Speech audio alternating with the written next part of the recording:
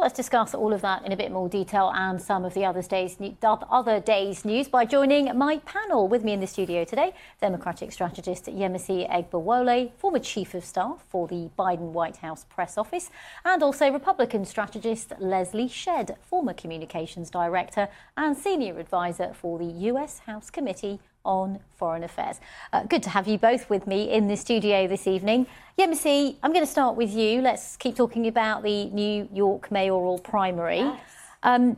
Chuck Todd there really talking about how this is a bit of a reckoning for the Democratic Party and how in recent elections it's got it wrong.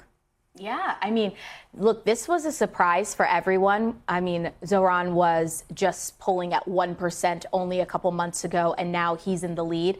And Chuck Todd is right. Andrew Cuomo was given a gift by the establishment Democrats, and he didn't use it. He was endorsed by the Teamsters, SEIU. He was endorsed by the Clintons, Congressman Jim Clyburn, most of the New York delegation, and he didn't capitalize on it. He thought that he could run on his name only, and what he realized is that a lot of the base is not looking for nostalgia. Cuomo did not have any kind of energy when it came to moving on social media and online, and as we're seeing when it comes to campaigns, those are places that matter. Also, Zoran has a message that really relates to a lot of the working class and the young people. And what young people have been saying to the Democratic Party is we also care about the economy, and we also care about buying homes and affording gas and putting groceries on our kitchen tables. And Zoran spoke directly to those people, the working class that keep New York City running. Leslie, what do you make of it all? Because actually it's interesting for Republicans watching this too, really, isn't it? I mean, this could be an anomaly, right? But Cuomo is he's a very controversial figure, and he's got a lot of skeletons in his closet, so it could be that. You know, I'll be really interested to see what happens when the full picture comes in. Next week, we'll get an idea of how many voters also voted for a second position for Mondami.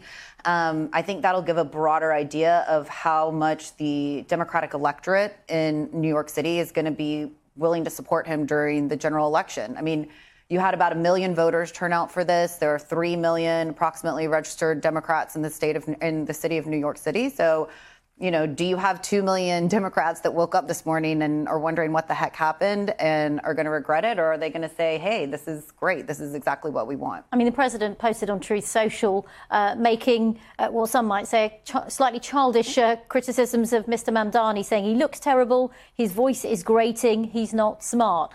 Is there some sense that the Republican Party do have something to fear with what this represents about a sea change in the Democrats? I mean, if Democrats' response to the 2024 election is to elect a bunch of woke socialists, as a Republican, I welcome that because I think we'll sweep the elections. Yeah, Missy, a quick thought on that. Well, I think something that fits for one thing doesn't fit for another. And I don't think that Democrats are going to apply Zoran to all cities as we go through elections. I'm from the South. I'm a Southern Democrat coming from Georgia. And I know that for the city of Atlanta, he might not be a candidate that wins as easily. And so what I think the Democrats have that's a lot different from the Republicans is that we aren't doing copy paste with our politicians. We're not all falling under one moniker of like Make America Great Again. We're allowing our cities and their demographics to represent their leaders. Leadership should represent the people that live there. OK, Yemisi, Leslie, we're going to change to another story that is dominating politics here in Washington, and that is, were they obliterated or not? We're talking about Iran's nuclear sites that, of course, were hit by US strikes at the weekend. We got that leak, Leslie, yesterday of US intelligence early assessment saying that they were only taken out for months rather than years. But you've got the president, you've now got the CIA, a number of people doubling down on that idea, particularly from the administration, that it was obliterated. That's the word that they have been using, from Hegseth to the president. What do you make of all of this? Well, I think, first of all, it's important to remember that U.S. national security officials are going to have access to a lot more information than American media outlets will. So I would just make sure you take that with a grain of salt. And at the end of the day, I'm going to trust the officials that have access to all of the information. You have to keep in mind that there are many steps that are made when an intelligent assessment is done. There's a reason why we have DIA and CIA and NSA, multiple different intelligence agencies that will go in and make an assessment. In a country like Iran, where we have no diplomatic presence, where we have they're hostile to the United States of America, gathering enough intelligence to get a complete and full picture will likely take some time. So we need to allow that to happen. All of that to be said, that keep in mind as well that these centrifuges that are, enriching this nuclear, enriching uranium, they're incredibly delicate. So let's say, and I'm not saying this is what happened, but let's say that these bombs didn't necessarily reach the centrifuge. That doesn't mean that they weren't destroyed. Just the shock waves alone from these bombs could create enough damage to permanently damage or absolutely destroy those centrifuges. So we need to get a fuller assessment. Yemisi, do you think that the administration is speaking too quickly and too surely when things are still being worked out?